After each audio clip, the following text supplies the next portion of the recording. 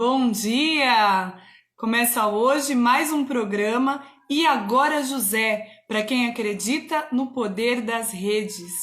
Hoje nós estaremos recebendo um convidado muito especial, tá? Ele que é bastante famoso lá no Nordeste, é o Eigman Bezerra. E nós estamos aqui hoje com o Eigman, né? Vou falar um pouquinho dele para vocês. Ele é Master Coach, ele é Master em Hipnose Clínica e também é consultor organizacional. E nós estaremos falando sobre um assunto importantíssimo, que é a importância da verdade no relacionamento entre pais e filhos. Então, o E Agora José é um movimento que estamos fazendo, trazendo aqui convidados especiais, trazendo ideias, conhecimento, informação e criando um sistema poderoso com o objetivo de contribuir para a harmonização do relacionamento entre pais e filhos. É bem objetivo. E por que nós estamos fazendo isso? Porque acreditamos, sinceramente, que essa harmonização deste relacionamento vai verdadeiramente contribuir para toda a sociedade. Porque acreditamos que a sociedade é reflexo, é espelho do que acontece dentro dos nossos lares. E aí toda a experiência, né, na área jurídica, vendo situações de crimes, de violência doméstica, né, e de todos os outros demais crimes. E quando a gente vai pesquisar, nós temos aí a comprovação de que a base de tudo isso está na infância, está na desestruturação da família. Então, aqui está, ele já chegou. Deixa eu chamar. Vamos ver. Bom, enquanto isso eu vou dizendo que... Olá, Eigman, tudo bem? Olá, tudo bem, minha amiga Vanessa? Que maravilha te rever. Seja bem-vindo aqui no programa E Agora José. Nós estamos com esse programa, Eigman, todos os dias às 10 horas da manhã e aos sábados às 11 horas. E todos os dias nós trazemos aí convidados especiais e estamos com uma audiência no mundo inteiro. Nós temos pessoas de Portugal, da Itália, da Espanha, de Londres também já mandaram, da Argentina, do Japão, olha só, e no Esse Brasil. é, E no esse é Brasil. bem, Ah, desculpa, pode falar. esse é bem o jeito Vanessa de ser, viu? E no Brasil nós temos Rio de Janeiro, que vem bastante participar com a gente. São Paulo é o maior, porque é onde a gente circula mais, né? Mas já estamos recebendo o pessoal do Nordeste. Então, assim, Eigman, algumas pessoas participam conosco ao vivo, mas durante o dia a gente deixa esse vídeo 24 horas disponível no Instagram e depois a gente coloca no canal do YouTube. Então, quando a gente vai olhar, questão de horas, aumenta 100, 200 visualizações. Que Então, bênção, que bênção.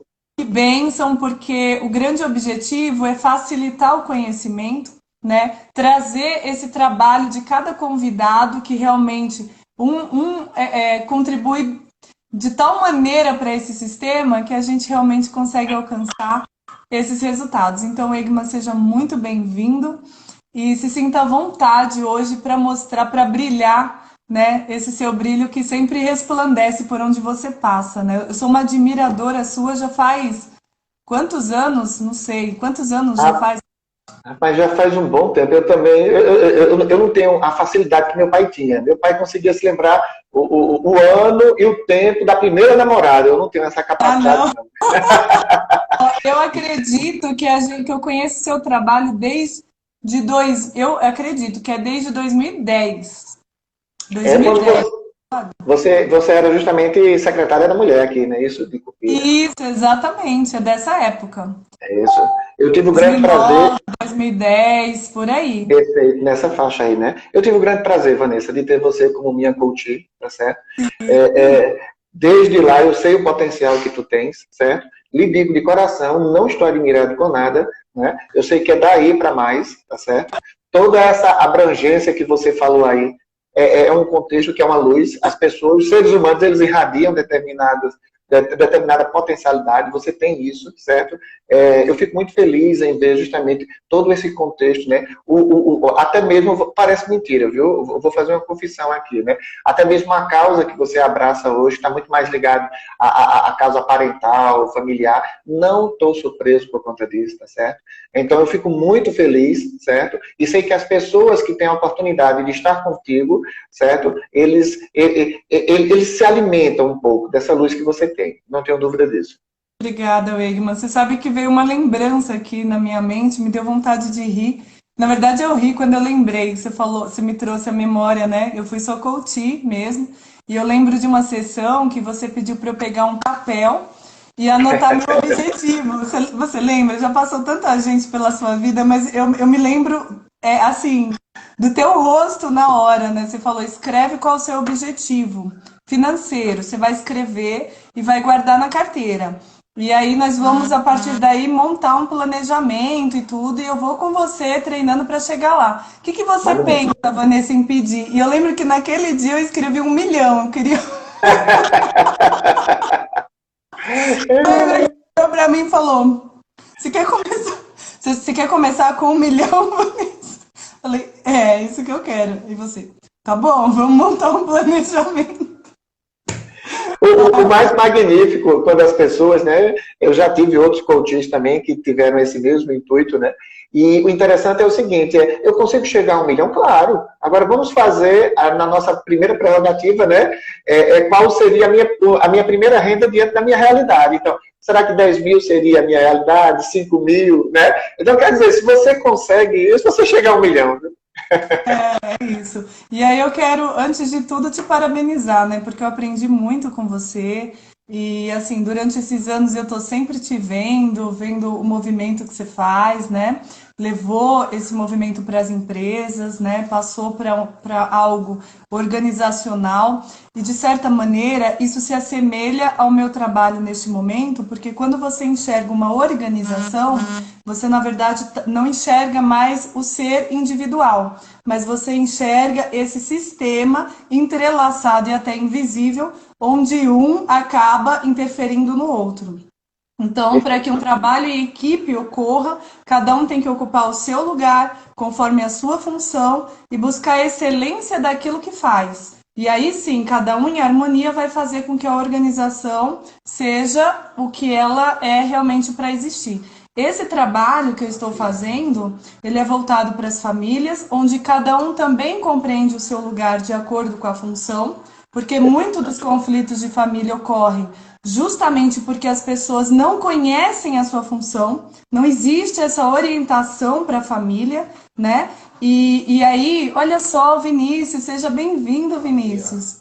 Tafiar, olha só, o pessoal, os indígenas da aldeia lá da Funiô de Águas Belas estão acompanhando também. Eu falei de um monte de lugar e não falei deles, né? Preciso honrá-los, porque eles são minha origem, minha ancestralidade materna. Então, é um grande prazer estar sendo acompanhada por eles lá da aldeia. Olha que maravilha a tecnologia, não, Egman? Então, Perfeito. Voltando aqui a essa questão da organização da família, quando o pai compreende, o pai e toda a pai, olha só que maravilha, tá chegando um pessoal aí que acompanha a gente já faz tempo, né? Sejam todos bem-vindos. Então todo mundo entende qual é a função do pai e respeita e honra essa função. Todo mundo entende a função da mãe, respeita e honra essa função. Todo mundo entende a função do filho. O filho precisa honrar pai e mãe. Então, quando cada um entra no seu lugar, você criou ali um sistema organizacional, porque é isso que eu ensino, Egma. Eu ensino a olhar a família como uma empresa, né? Não como algo que você vai levando, porque se você vê como uma empresa, você vai dedicar todos os seus dias para aquela empresa estar funcionando de maneira equilibrada e ordenada. Mesmo que pai e mãe se separem, mesmo que isso ocorra, se cada um entende a sua função dentro daquela empresa, aquele empreendimento que eles um dia concordaram, as coisas continuam acontecendo e a verdade que é o ponto-chave da nossa conversa de hoje, será transmitida para filhos, essa verdade será transmitida para pais. A inteligência emocional vai permitir que todos saibam o que estão sentindo, o que estão pensando, o que é importante. A gente trouxe aqui uma pessoa falando sobre comunicação não violenta. Então, você ser objetivo no que você sente, no que você deseja, como você está diante daquela situação. E aí, nesses relacionamentos onde a verdade existe, eles começam a todos se desenvolver e crescer. Não é isso? Perfeito, perfeito, então, perfeito. A palavra é sua. Antes eu mandar um grande abraço à minha amiga Leide Galindo, eu vi que ela entrou aí também, né? Está participando aqui. Aí veja só, Vanessa, você tem razão, você fez um resumo espetacular, né? Hoje, infelizmente, nós vemos que há uma certa investida para justamente tentar desfazer, né, o contexto familiar. E, infelizmente, quando você entra num processo de desequilíbrio, você quando entra num presídio, você quando entra num reformatório, você quando automaticamente entra nesses espaços terapêuticos, né, que tratam de pessoas que querem sair do vício das drogas, o que você encontra, nada mais, nada menos, são famílias desestruturadas. Pessoas que não sabem, né, justamente onde e como exercer o seu papel. Né? E aí, nesse caso, a importância, né, de uma pessoa sensível e frágil, frágil que eu falo, entendo, eu gosto muito de usar esse termo, né? A mulher, em sua fragilidade, ela é poderosa demais e muito mais forte do que a gente imagina, né? Eu costumo dizer o seguinte, as pessoas não conseguem entender que o termo fragilidade coloca a pessoa diante de um contexto de força, né, e não de fraqueza. Né? Eu acho isso espetacular. E eu costumo mostrar isso na própria história. Né? Quando nós vemos que homens como o próprio Sansão, né, que não é uma personagem, né, é uma existência bíblica, ele simplesmente foi completamente dominado, né, pela sedução e pela fragilidade da Lila. Né? E aí nós vamos encontrar vários históricos onde a gente vê que a força, às vezes, se encontra muito mais na fragilidade. Né? E nessa humildade que as pessoas precisam ter de compreender o outro. Né? Quando a gente fala nesse termo verdade, né, a verdade, ela nem sempre as pessoas querem, digamos assim, expressá-la. Né? As pessoas preferem omitir, e infelizmente isso dentro do meio familiar, né, é a ruína de um futuro casamento, né, ou o próprio quebrar de relacionamento entre pai e filho. Né? Então, a verdade, ela precisa existir. Uma das coisas que realmente eu vejo hoje com muita potencialidade, né, hoje, desde quando eu te atendi para cá, eu tenho mais de 4.000 horas de atendimento, quase 5.000 horas. Então, já passaram por minhas mãos realmente muitos clientes. Né? E tem uma teoria de um americano chamado Bob Hoffman, que ela me fascina. Né? Que é justamente a síndrome do amor negativo. Né? E aí, o que eu vejo é que quando a gente aplica isso, ao observar a carência, né, do amor que não recebemos do nosso pai ou da nossa mãe, na proporção que deveríamos ter recebido, todas essas pessoas, futuramente, elas vão apresentar problemas, seja no relacionamento, seja na condição financeira, seja na capacidade de você desenvolver um bom trabalho, né, e tudo mais. Então, essa relação, né, ela precisa existir, as pessoas precisam compreender.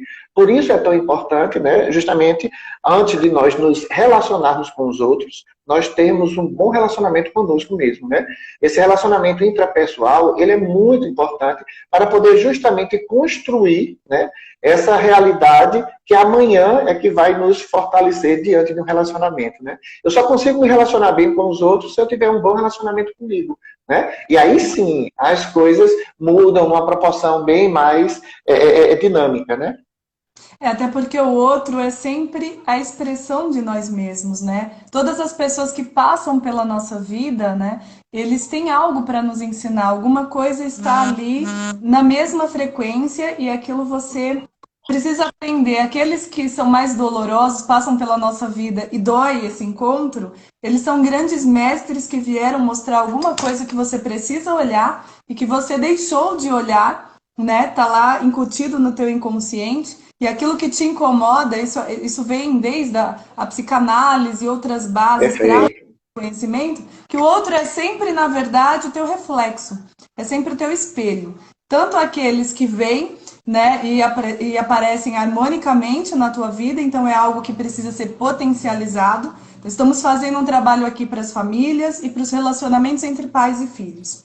E Perfeito. aí eu reencontro o Egma, né, um amigo de mais de 10 anos, ou 10 anos por aí. Reencontro o Egma e ele vem para cá e participa de forma harmônica. Neste caso, o Egma e Vanessa unem forças e potencializam aquilo que precisa ser feito pela harmonização.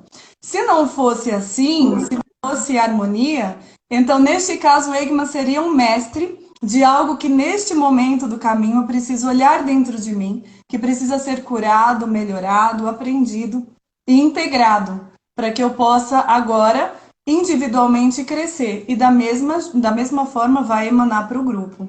E eu achei interessante você falar da fragilidade, né? A fragilidade da mulher. E nós vamos começar a semana que vem um workshop voltado só para homens. Só para homens workshop. E o que a gente vai trazer? A gente vai trazer a profundidade da mãe, um dos aspectos que a gente vai trazer. A profundidade da mãe é exatamente essa fragilidade. Mãe é a sua mãe, é essa figura, essa posição que ela ocupa na tua vida, de nutrição, de amamentamento, de acolhimento. Então, o que acontece? A pessoa que eu uso ao invés de fragilidade, um sinônimo, que é vulnerabilidade.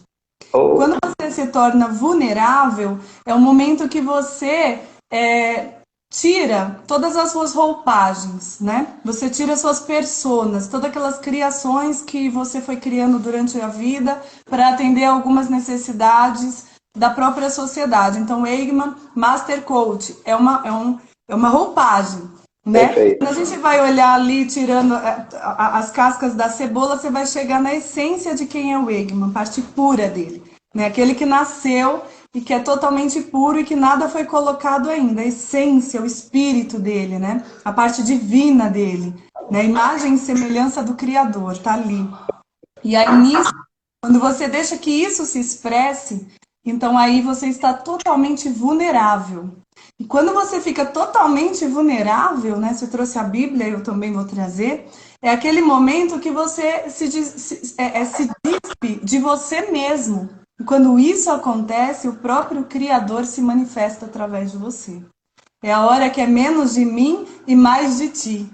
E aí toda aquela suprema força e poder da glória de Deus se manifesta através de você, porque você se despiu, então você está totalmente vulnerável. Olha que força está na vulnerabilidade e na fragilidade. Tem toda uma questão aí, né, por trás. Magnífico. Você colocou de uma maneira extraordinária, né? Eu acho não. Finalmente, talvez nós, hoje, aqui nessa live, estamos finalmente definindo de uma forma clara e objetiva o que seria não só a vulnerabilidade, como a fragilidade. Que para alguns, infelizmente, são termos pejorativos, né? Para nós, não. São termos potencializadores que transformam o ser humano, né? Essa capacidade, sabe, Vanessa, de nós entrarmos em frequência me fascina, né? No mundo. Por exemplo, você está em São Paulo, não é isso? Em São Paulo. Então, veja que coisa extraordinária. Eu aqui em Caruaru, Pernambuco, né? Então, mas a nossa conexão é uma conexão única. Eu não estou aqui hoje por um acaso, né? Então, quer dizer, como é maravilhoso esse processo, né? Eu sei o quanto nós temos uma missão aqui de vida. Eu e você aí, né? E tantas outras pessoas que estão nos escutando, né? Nos assistindo do mesmo jeito, né? Então, a vida, ela realmente responde de uma forma onde, se nós tentarmos compreender isso de forma matemática, não vamos compreender. Né? Ela é muito mais você precisar sentir e fazer o que você disse. Se deixar vulnerável, né? Para que essa ação que está lá no nosso interior, ela possa fluir. Né? Na realidade, eu fico muito feliz, porque eu sei da tua capacidade intelectual, né? Eu sei o quanto você, certo, tem um conhecimento vasto, não só do direito, mas de tudo. Né? Eu sei que você é uma pessoa muito parecida comigo, né? De ler tudo um pouco, de tudo que a gente for conversar aqui, a gente vai acabar podendo argumentar. Mas isso é que me deixa feliz, certo? Me deixa muito feliz por quê? Porque não é uma pessoa leiga, certo, que simplesmente se despertou do nada, não, pelo contrário. Eu sei que essa tua compreensão e a tua fala está em cima realmente de contextos embasados, né? Nós temos uma certa consistência. Por isso que nós temos uma missão, né, diante desse mundo que hoje tenta desfazer aquilo que realmente não se pode desfazer, né? Olha, eu costumo citar o exemplo do que aconteceu na China, né, antiga, na época do Mao Tse Tung, né, onde ele, infelizmente, pensou que poderia coordenar o contexto, né, e levou à morte, né, milhares e milhares de pessoas por fome, né? Justamente por quê? Porque ele tentou entrar em um contexto onde ele não tinha conhecimento. Então, as coisas não podem ser feitas porque eu acho, né? Eu preciso estar em conexão, né? Veja que coisa impressionante. Essa pandemia que nós estamos vivendo a nível mundial. Eu fico a imaginar tantas pessoas extraordinárias que fizeram seus planejamentos, seus projetos. Está o mundo inteiro preso dentro de um contexto onde ele não consegue, interessante, né, se sobrepor. E aí, o ser humano que se achava realmente, digamos assim, acima de qualquer conceito, alguns por causa de suas contas bancárias extremamente rechonchudas, né? Hoje não, se veem obrigados, né, a fazer uma paralisação, parar e pensar. E, infelizmente, que isso aí a gente não pode tirar como mérito de graça, né? Infelizmente, já muitos desses também não conseguiram, apesar de todo o aparato médico, escapar, né? Se foram também. Então, isso nos coloca nessa posição que você falou. Nós temos que estar vulneráveis, temos que estar abertos, né? Para poder escutar o algo mais, aquilo que está dentro de mim, né? Eu sempre, quando vejo uma pessoa diante de mim respirando, né, eu fico contemplando isso aí que você falou tão bem, né? Justamente a essência de Deus. Por quê? Porque você pode ver que com todo o avanço científico até hoje, com todas as descobertas, ninguém conseguiu sobrepor a morte. Ninguém conseguiu compreender, ninguém conseguiu explicar. Porque se essa explicação já tivesse vindo, automaticamente uma pessoa, ao cair na minha frente, né, morto, sem o sopro da vida, automaticamente bastaria, porque todos os órgãos estão ali, está tudo intacto, né? Eu conseguiria devolver a vida àquela pessoa. Mas não é. Seja eu crente ou não, seja eu ateu ou não, eu sou obrigado a compreender o seguinte: existe um algo mais que é o que me deixa vivo. E se o ser humano tiver essa sensibilidade de compreender isso, né, ele vai conseguir olhar, né, a vida em essência justamente em quem? Naqueles que estão mais próximos, né? E como o tema nosso de hoje é essa importância do relacionamento entre pais e filhos, né? Você vê que coisa interessante, né? Um dado que eu vi num desses noticiários, né, da televisão, justamente trazendo à tona que a violência doméstica justamente aumentou agora no período de quarentena. Então, quer dizer, o que é isso? Isso são pessoas que apenas convivem, mas que não se conhecem. E que, ao serem obrigadas a ficarem confinadas, pronto, a violência expande, né? Porque elas não se conhecem, né? As pessoas precisam ter essa fragilidade, os pais precisam ter esse olhar mais carinhoso para com os filhos, de poderem se abrir, entender. E entenda, viu? Que as pessoas têm uma dificuldade, Vanessa, muito grande de compreender, certo? O que seria amor. Então, para alguns, amor é eu deixar meu filho, digamos, livre para fazer o que ele quer. Não. Né? Amor sem respeito não é amor. Né? Então, eu, para poder fazer com que outra pessoa realmente demonstre que me ama, ela tem que me respeitar. E aí vem os filhos que não respeitam os pais, eles podem dizer no dia dos pais que o ama, no dia das mães que as amam, certo? Mas, infelizmente, é uma falácia. Né? Isso não é uma verdade. Por quê? Porque só o respeito é que vai dizer que, de fato, você ama alguém. Agora, não é verdade? Exatamente esse movimento diário, né, do amor, do sentimento, da expressão do que você é, porque eu digo que amor não é sentimento. Amor não é sentimento, amor é o que nós somos em essência. Amor é o próprio Deus. Deus é amor e nós, imagem e semelhança dele, somos amor também. Quando estamos vulneráveis em essência, aí sim somos amor e viramos amor incondicional, e não só pelos nossos filhos ou pais, mas amor por todos. Amor entre irmãos da mesma raça humana, né? E eu vou sobre isso que você está falando, tem aqui, eu vi a doutora Marília, o pessoal do grupo lá do GPC, que é tudo os advogados lá do Rio de Janeiro, estão acompanhando a gente, e aí vou falar do Rio de Janeiro, né? Disse que tinha na frente de um dos presídios lá no Rio de Janeiro, tinha uma faixa, e lá estava escrito assim: aqui estão todos os filhos dos pais que não ensinaram limites. Perfeito. Perfeito. Tudo que a gente está conversando aqui, né? Então, é bem por aí, né? O amor não é, o amor é você conhecer, e aí nós trouxemos essa questão, a gente traz bastante, né, da visão sistêmica, as leis que são invisíveis, né? Ontem eu estava falando da lei da gravidade, eu queria que a bolinha ficasse parada e ela não ficava, ela caía. Por quê? Porque tem uma lei que eu não enxergo, mas que está atuando. Uma força invisível, mas eu sabendo ou não sabendo, ela atua sobre a minha vida, né? E isso em relação às leis dos homens também. Eu sabendo ou não sabendo, né? Tem um amigo meu que ele foi para Londres e ele pegou a habilitação lá, e lá você dirige do outro lado, né? Você dirige do lado direito. E Perfeito. também a rua também é do lado contrário. E ele se atrapalhou, ele conseguiu dirigir do lado correto, mas a cabeça dele no Brasil, né, sempre do mesmo jeito, ele entrou lá no caminho na contramão e deu de cara logo com o policial.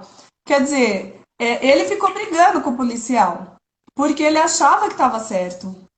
E para ele estava certo. Brasileiro acostumado, ele estava correto, era o policial que estava na contramão. Mas o que acontece? Faltou o conhecimento da lei de Londres. E por isso ele sofreu. Então, mesmo que você não conheça, você vai ser alcançado por ela. E aí eu estou trazendo isso por causa da lei da ordem. A ordem, que é essa questão de você entender quem é o pai, a função dele, quem é a mãe, a função dela e os filhos, e não entender essas leis que regem os relacionamentos, você sai fazendo as coisas como você acredita que é o certo. Eu acredito que o certo é deixar meu filho crescer em liberdade e não colocar limites. Só que o tempo passa e as consequências vêm. E aí era o que você achava, que não é muito inteligente, é melhor logo conhecer as leis e aplicar, porque você já sabe que elas estão atuando e que elas funcionam. Você vai surfar, aprende como é que funciona o movimento das marés, das ondas, para você ser um bom surfista. Não vai lá se aventurar que a onda vai te engolir, né? Eu não sei se você lembra, Wegman, em 2010, né?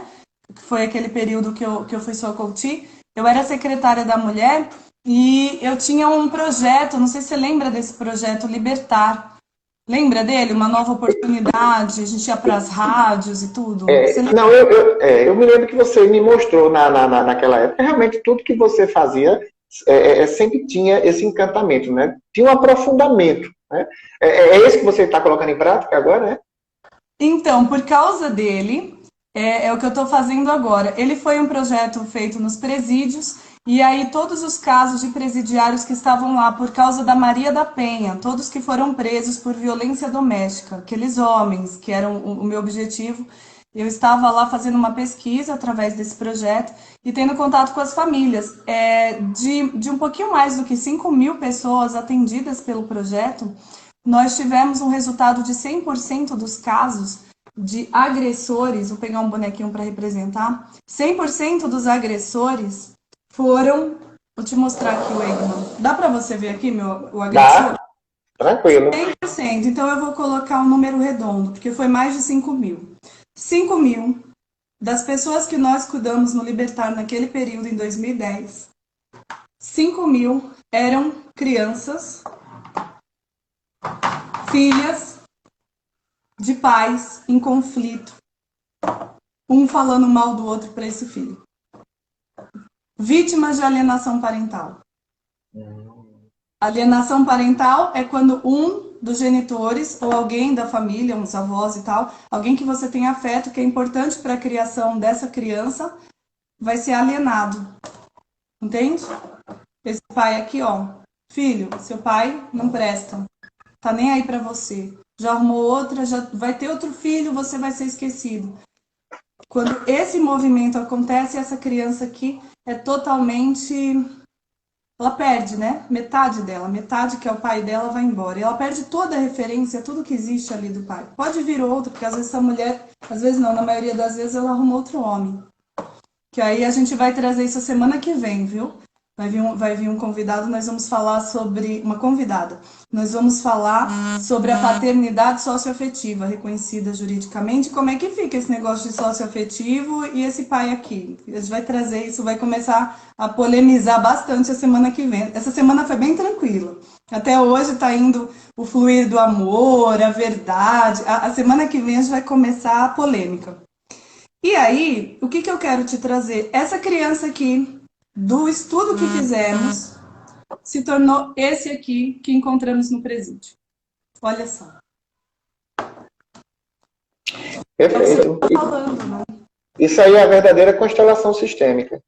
É a constelação, exato. Magnífico, Vanessa. Na realidade, o que a gente vê, né, em todos os momentos, é essa realidade aí. Né? Tudo na nossa vida hoje, quando eu estou diante de um coach que tem um problema financeiro, um problema sentimental, ou um problema também a nível profissional, que não consegue, todo ele está ligado aí, como você acabou de falar, lá no passado, na sua infância. Então, são processos espetaculares. O coach, ele não é uma terapia, né? Mas como ele trabalha justamente na consonância da psicologia positiva, né, que é aquela onde você compreende, então, o que é que realmente te faz bem e tenta alimentar isso, né, faz com que você realmente faça esse salto quântico, né, diante dessa realidade e realize esses sonhos, por mais que pareçam, esses desejos, né, internos, e por mais que pareçam, digamos assim, inconsequentes, né. Hoje, realmente, a responsabilidade, né? Uma live como essa, né? Você disse assim, oi, a gente vai começar a criar conflito a partir da próxima semana. Mas para você ter uma ideia, eu conheço algumas pessoas que, se tivessem já nos escutando aqui, já estariam no processo de conflito, né? Por quê? Porque o simples e aquilo que é tão fácil de se compreender, né? Onde está ligado com o seu próprio processo, você não precisa ir muito longe, né?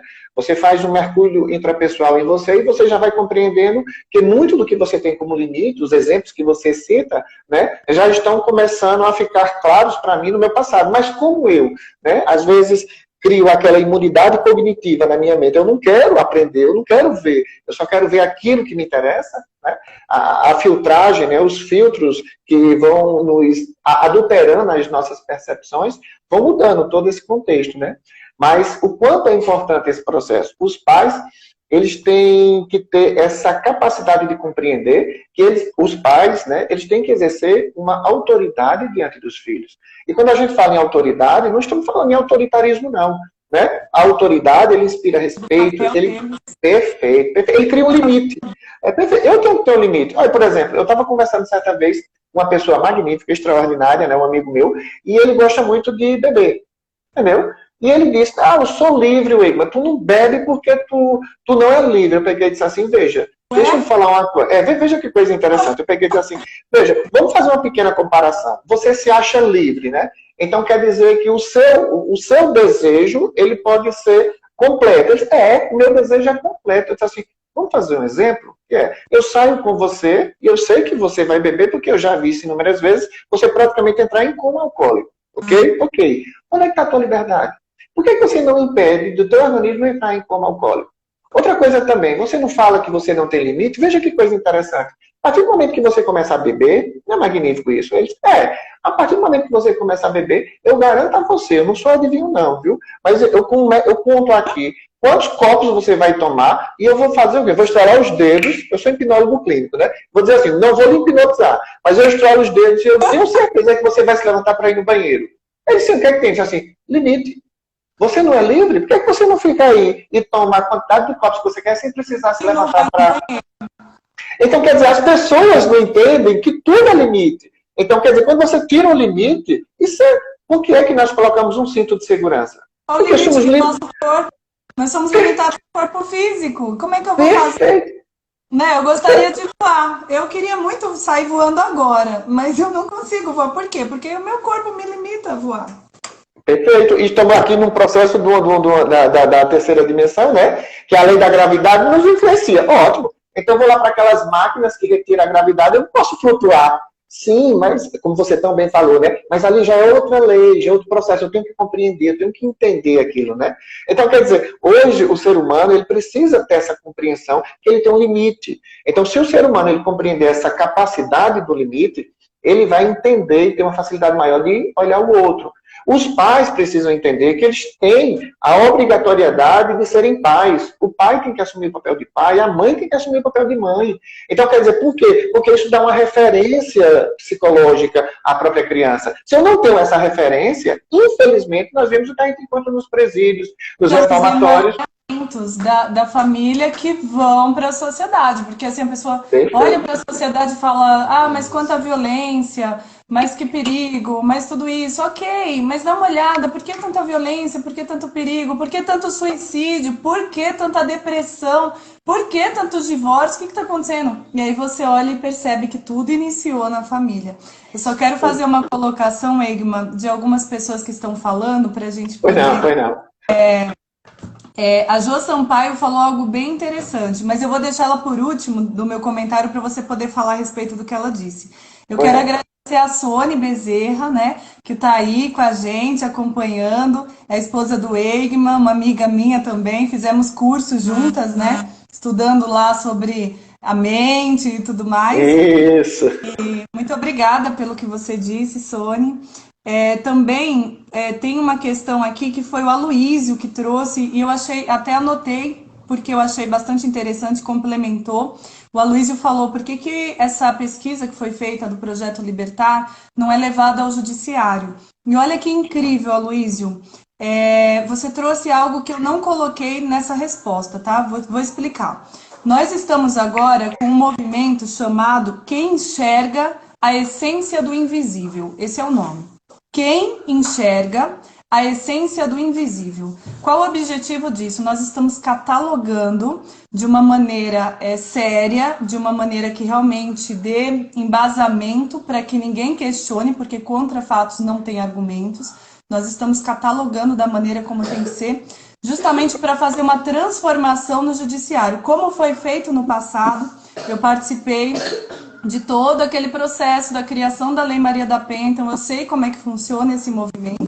Agora eu estou fazendo o mesmo movimento, né? Tem até um livro que eu escrevi que é brincando a respeito disso.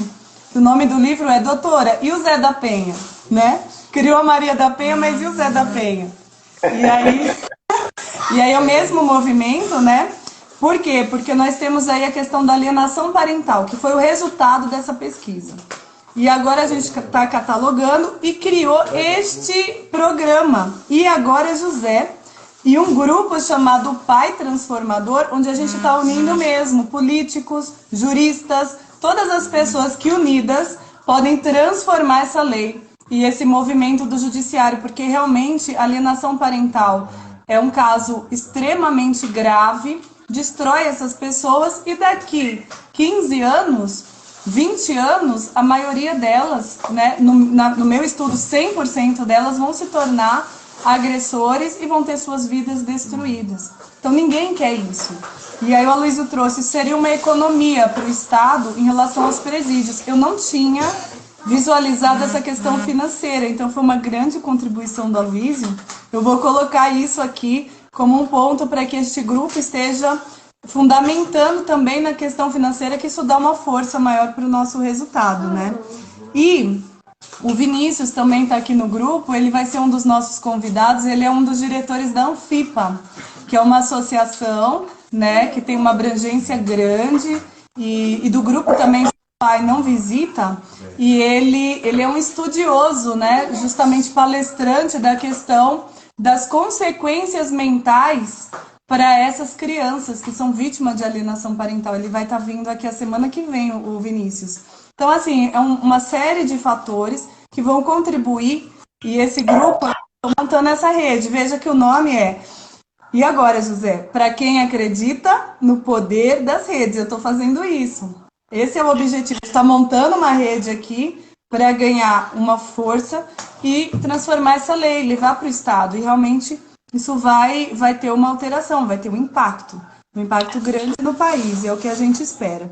E por fim, a Jo Sampaio falou o seguinte, o Egma, que o amor, quando você soma o limite, amor mais limite é igual à educação.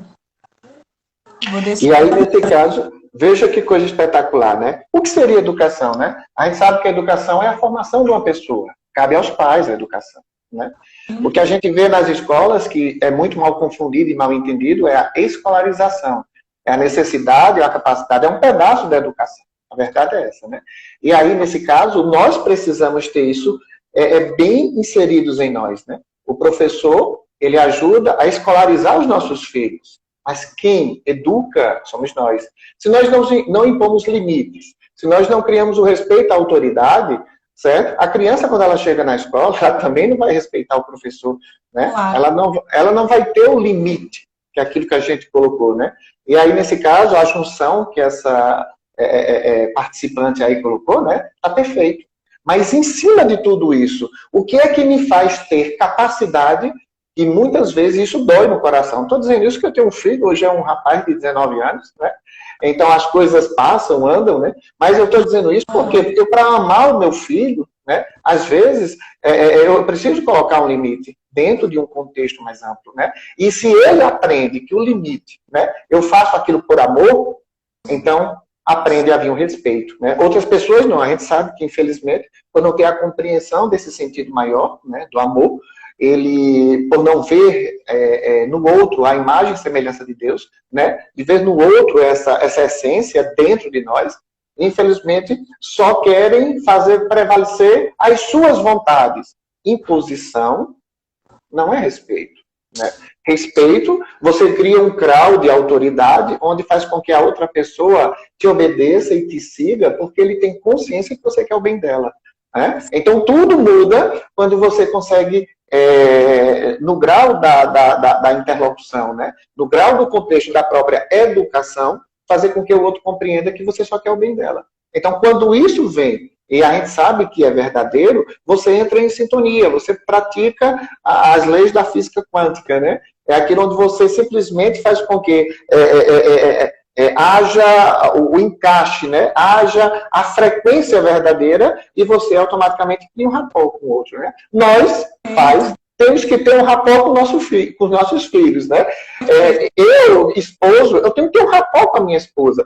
Mas veja só, isso não quer dizer que em um momento ou outro possamos vir a discutir coisas que desagradam o outro. Ótimo! Quando há essa verdade no relacionamento, certo? Há o quê? Essa exposição interior. Porque eu posso ter uma atitude que não agrade a minha esposa, né? E se ela não for verdadeira para me dizer, eu nunca vou saber. E isso vai criando justamente todo, né, a deteriorização do relacionamento. Perfeito. É exatamente isso. O Egma, ela fez, na verdade, né, a Jo Sampaio, ela montou uma equação aqui, eu vou ler a equação dela. Ah, eu quero ver. Com amor sem limite é igual permissivo. Perfeito. Sem amor com limite, autoritário. Sem amor e sem limite, indiferente. Com amor e com limite, educador. Perfeito. E, assim, não é querendo fazer uma, né? Mas você vê essa última junção, porque na essência do amor, certo? Não tem como. O amor, ele tem que ter um limite. Quando eu uso a palavra amor, entendeu? Uma vez eu conversando com um amigo meu, ele pegou e disse assim, não, mas existem várias formas de interpretar o amor. Só uma. Existe uma. Não, mas não existe. Existem vários poetas, só uma. E nós vamos compreender isso justamente quando estivermos próximos de fechar os nossos olhos. A gente vai compreender que só existe um. Não existe várias interpretações, só. E o que é melhor, o amor ele é universal. Se eu sair daqui para o Japão, não sei falar japonês, certo? Mas se a minha expressão for de amor com o outro, um sorriso, ele vai entender. Um sorriso, um olhar, né? A pessoa sente. E você sabe que você me trouxe algo muito, muito incrível, né? Eu me lembrei disso quando você falou na hora da morte. O sentimento de morte, o medo da morte, a proximidade da morte, faz a gente ir para mais perto do amor. Nós estamos neste momento, nós estamos vivendo um sentimento de morte. Né? Nós estamos com medo da morte. A gente não tem medo de Covid-19. A gente tem medo do que ele pode causar para nós e para as pessoas. Então, nós temos medo da morte. Esse medo da morte está fazendo com que alguns se desesperem e com que alguns busquem o amor, busquem o consolo, busquem esse encontro. Então, a morte, ela leva a gente para isso, né? Existe a morte em vida, né? A psicologia, ela traz várias situações na nossa mente que pode levar a gente à morte. como, por exemplo, a metanoia. A metanoia é uma morte em vida. Você morre para aquilo que você era e você recomeça uma nova vida. Na Bíblia tem uma parte de Nicodemos conversando com Jesus. Isso. E ele olha para Jesus e pergunta, mas Senhor, é possível um homem já velho voltar para o ventre da própria mãe? Jesus fala, quem nasceu da carne é carne, mas quem nascer do Espírito é Espírito. Então, Jesus promete uma possibilidade de novo nascimento sem trocar o corpo físico. Você não nasce e fica com esse mesmo corpo, né? Mas você renasce do Espírito. Né? Te envia um Consolador, que é o Espírito Santo, para que o seu espírito seja recriado.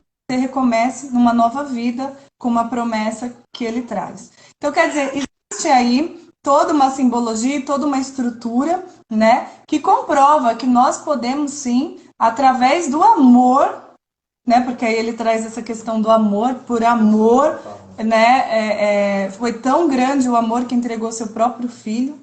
Então, de você, através do amor, vivenciar esse novo nascimento, né? Então, e aí, o que eu queria falar era sobre a criação do homem. Quando Deus criou o homem, foi o 6º dia da criação. E assim que ele criou o homem, vem o dia de descanso de Deus, que é o 7º dia, o Sabá. E o que aconteceu quando o homem foi criado? Qual foi a primeira visão que ele teve? Do Criador. E esse é o amor. O nascimento e a morte. Você já parou para perceber que as pessoas que se permitem vulneráveis dentro do contexto da espiritualidade, elas viram poetas e poetisas? Nossa! Perfeito, né? O que você falou aí foi uma poesia embasada em fatos reais, onde não há contestação. Veja que coisa linda, quando você estava falando aí do contexto de Nicodemos, né? Eu me lembro que certa vez, nesses diálogos que a gente tem com tantas pessoas maravilhosas, que muitas vezes discordam de nós, né? E eu acho isso perfeito, né? E numa dessas discussões eu me lembro que um amigo meu, ele me indagou o seguinte, Wegman, justamente com uma parábola não, né? Um fato real que aconteceu com Nicodemos e o Cristo, né? Quando eles estavam presentes um ao outro, e o Cristo disse que ele tinha que nascer de novo, né? Mas isso aí é uma coisa que não existe e tal, etc, etc. Veja que coisa maravilhosa. Para você ver como é real, né? Porque ele é um ateu, né? Quer dizer, depois que ele conversou comigo, ele saiu 50% em dúvida, né? Mas eu achei interessante esse fato. Eu comentando com ele, eu peguei e disse assim, veja que coisa interessante. Ele pegou e disse assim, não vamos pegar os meus argumentos, não. Vamos pegar os argumentos de ateus, né? Nós temos 2 ateus a nível mundial, muito conhecidos, né?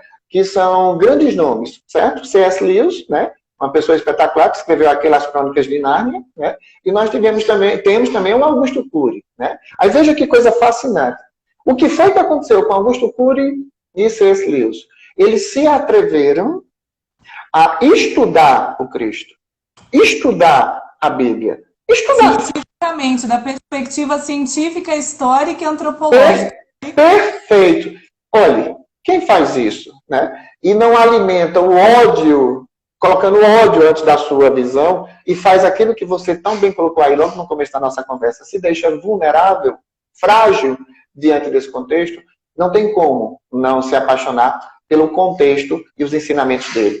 Eu digo o seguinte, se nós pegarmos toda a obra dos 4 mandamentos, né, de Cristo, e transformarmos em filosofia de vida, aí a receita para o sucesso da sua vida. Isso seja pessoal, profissional, material, em tudo. As pessoas só precisam seguir aquilo. Primeiro, vão aprender a se amar. Segundo, vão aprender a amar os outros. E acabou. A humanidade, na verdade, a humanidade ela só precisa disso. E quando eu vejo, né, movimentos como esses teus, onde eu sei que onde você está, né, você tem o quê? Uma quantidade enorme de juristas, pessoas dentro da área do direito que estão te acompanhando, e essa sensibilidade, eu não tenho dúvida não. Esse rapaz que colocou a observação de você levar isso, né, para que isso se transforme, digamos, em um procedimento, né, eu não tenho dúvidas que aí sim as nossas prisões iriam começar a promover libertações. Liberdade é isso. As pessoas não entendem que a pior prisão que existe é a interior, é a da mente, é aquela onde você está... do coração, essa região aqui. E aí tem muitos estudos científicos que falam a respeito da energia, da frequência, dos solfédios, enfim, da prisão aqui, de quanto você consegue. Vou fazer até uma analogia, né, sobre a televisão. A TV, ela tem canais, né? A Globo, SBT, Record. Como é que você vai acessar esse canal?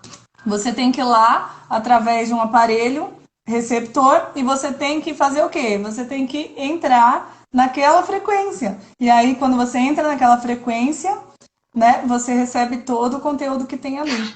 E assim é em relação às nossas emoções e aos nossos pensamentos e vontades, que é a nossa alma, né? O coração é o centro da nossa alma, é o que nos difere um do outro. E esse é o aspecto da grande prisão. Eu queria falar aqui, tem uma pessoa que ela é Antonieta. A Antonieta falou que trabalha em penitenciária.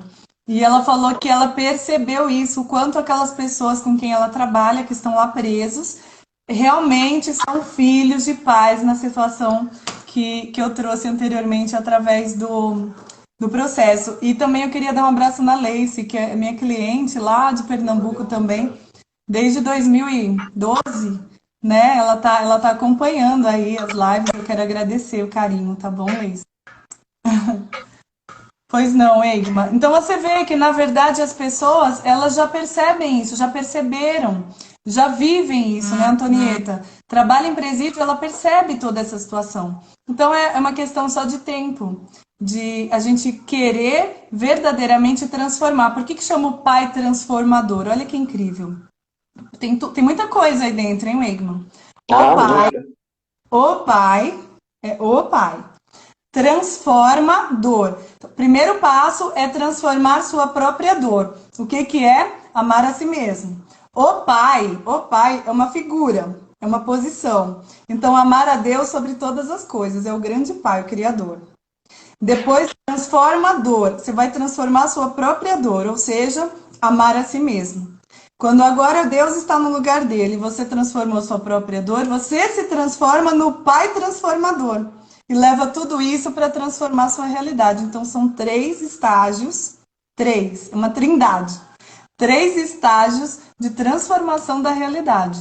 É esse o pai transformador. Magnífico. Você fechou com chave de ouro, né? O tema da nossa palestra de hoje. A importância da verdade. O Egma, a verdade é Deus. Isso. Essa coisa tão espetacular, essa realidade que as pessoas têm uma dificuldade de entender, eu até entendo, né? E compreendo porque algumas pessoas têm essa dificuldade. Por quê? Porque, infelizmente, a interpretação que tiveram de Deus foi de forma deformada. Às vezes, na sua infância, um pai ou uma mãe que talvez frequentasse muito a igreja, mas não conseguia demonstrar o amor porque não conseguiu chegar nessa frequência. Então, falar... é algo que é muito belo. Palavras ao vento, eu vou dizer como uma frase que uma vez caiu assim no meu pensamento e eu achei extraordinária. Palavras, elas saem ao vento. É como você colocar gelo ao sol, se derrete. Né? Agora, você conseguir colocar nas suas palavras ações, você muda o contexto. Você não precisa dizer nada, né?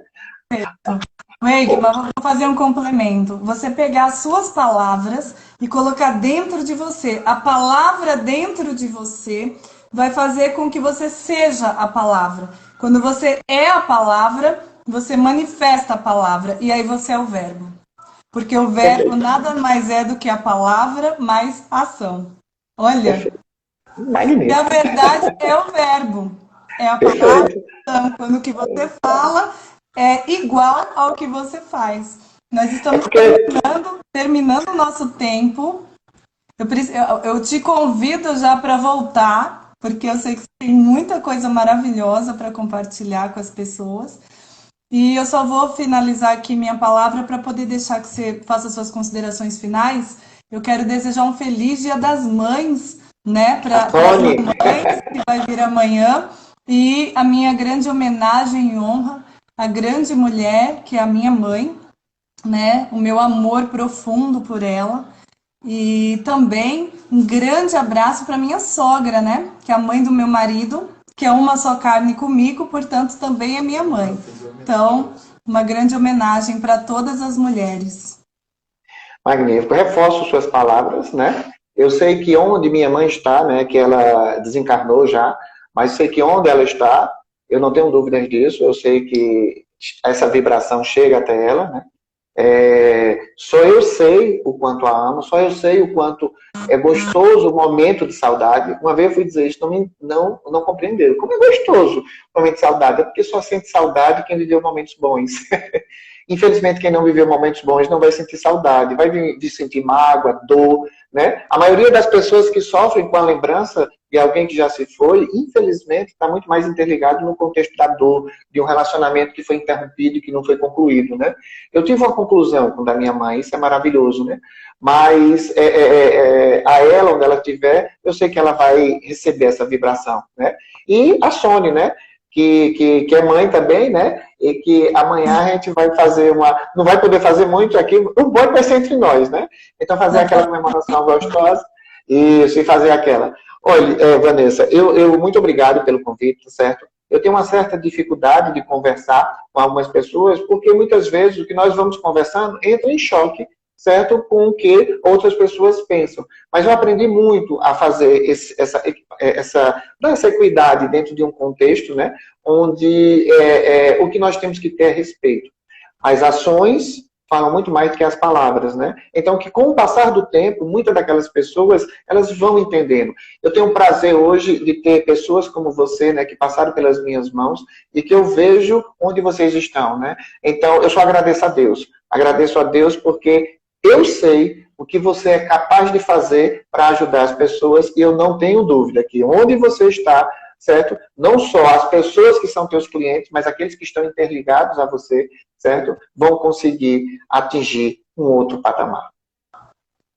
Que assim seja, muito obrigada. E assim, eu indico, né, quem tiver a oportunidade de ser coach do Eggman, eu indico, é um trabalho sensacional.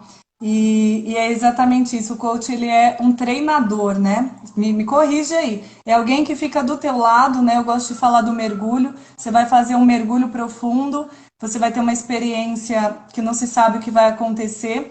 Se você vai sozinho, você está se arriscando bastante. Mas se você vai com um profissional de mergulho do teu lado, você tem muito maiores chances de alcançar o seu objetivo com menor risco de dar de cara com um tubarão, se desesperar e acabar ali. Ele vai saber pelo menos a saída e os mecanismos para isso. Então, assim, Eggman, você tem 3 minutos, eu gostaria que você falasse um pouquinho do teu trabalho. O coach é um trabalho hoje que me fascina, né? São mais de 10 anos a gente fazendo esse acompanhamento pessoal. O coach é aquele profissional chato que faz você se indagar a você mesmo. Né? E aí, quando você faz isso, você provoca a sua mudança, né? O coach é aquele profissional que consegue ter a sensibilidade de perceber o que você está querendo, certo? E ele não diz nada. Ele faz você descobrir por você mesmo essas respostas, né? Dentro da hipnose clínica, perfeito, é uma abertura, né? Dentro da hipnose clínica, eu já tive realmente momentos espetaculares, né? Ajuda as pessoas a fazer aquela limpeza dentro do teu inconsciente, né? Onde muitas vezes está travando, provocando doenças físicas, emocionais, né? E até mesmo limites que te impedem a crescer, né? E como consultor organizacional, a gente aplica a junção das duas ferramentas anteriores, porque ajuda, como você também aí colocou, né? Fazer com que as empresas se percebam que elas são grandes famílias e que precisam terem as suas personas no lugar certo, da maneira certa, e que cada um tem as suas ações, né? Eu agradeço a você, Vanessa, por essa oportunidade, tá certo? Eu sei que todo mundo que teve o prazer de te acompanhar, de nos acompanhar aqui na live, vai levar pelo menos um pouco daquilo que nós queríamos dar. Sim. Muito obrigado. Vamos levar. Muito obrigada e muito obrigada a todos vocês, tá? Que participaram conosco, que estão acompanhando e enriquecendo todos esses momentos especiais que estamos vivendo aqui. Tá bom? Um grande abraço, então. Até mais. Até mais.